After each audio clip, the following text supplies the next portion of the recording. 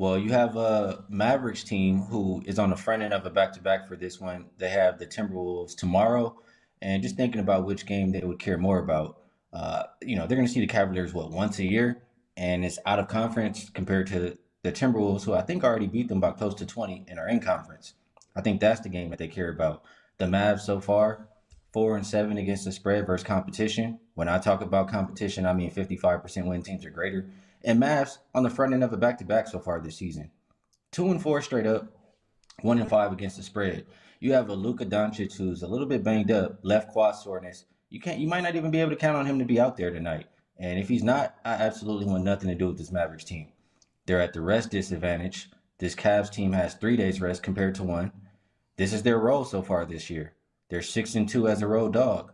When they play competition, they step up. 9-5 against the spread versus 55% when teams are greater. They've covered 4 of their last 5 games, so they're playing well right now. And if you look at the last 5 game stats, they're the number 2 offensive rated team, and they're a top 10 rebounding team. If they can do both of those things tonight, I think they're more than capable of winning this game. And as far as Donovan Mitchell is concerned, they've been doing a lot of this without him. He's been out for the past 7 days with an illness. I mean, it's been 3 days since their last game. He's had more than enough time to get over it. So I'm expecting to see him out there on the court tonight. I think the Cavs are live as underdogs.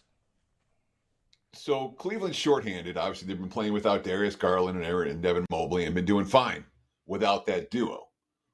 But now some of the role players are getting hurt. Sam Merrill's not going to play tonight. He's been phenomenal for them in recent games. Ty Jerome's not going this evening. Karis LeVert is a question mark.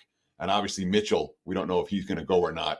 So when you have a team that's already lost some depth, and now they may have a bunch more depth that's out tonight, how concerned are you, even with the rest edge for Cleveland? See, that's the key right there. I think the rest is very key. If this was a game where it's either 1 day rest or back to back, might not be able to trust them. But being off 3 days rest, you can expect majority of the minutes to be played by this starting lineup.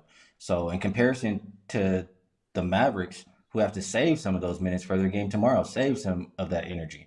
So I think we'll see majority of the good players for the Cavs and not so much for the Mavericks. I'm not worried.